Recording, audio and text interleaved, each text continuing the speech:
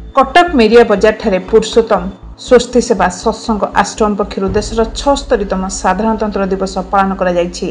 माँ सरस्वती शिक्षा मंदिर Balgopal dance grouper छात्र छात्री माने सेमानकर कला प्रदर्शन करी परिवेश को बेस उत्सव मुखर करथिले।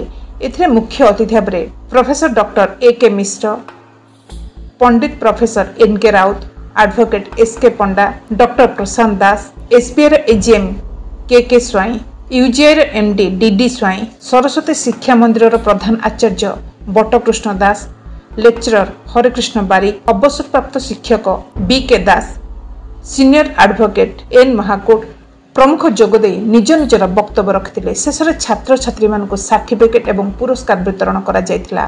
अनुष्ठान युग्म संपादक हरेकृष्ण बारिक मंच परिचालना करिथिया बेले सभ्य उमेश साहू, सुशांत महाराणा, जुली स्वाई, शुभकांत मिश्र, संगीता स्वाई प्रमुख मिष्टान बंटन करथिले। अनुष्ठान साधारण संपादक देवदत्त स्वाई कार्यक्रम में समस्त सहयोगिता धन्यवाद प्रदान करथिले।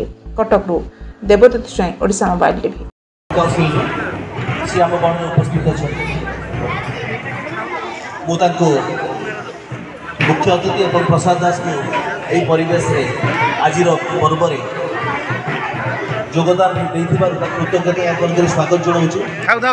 बर्तमान अन्यतम अतिथि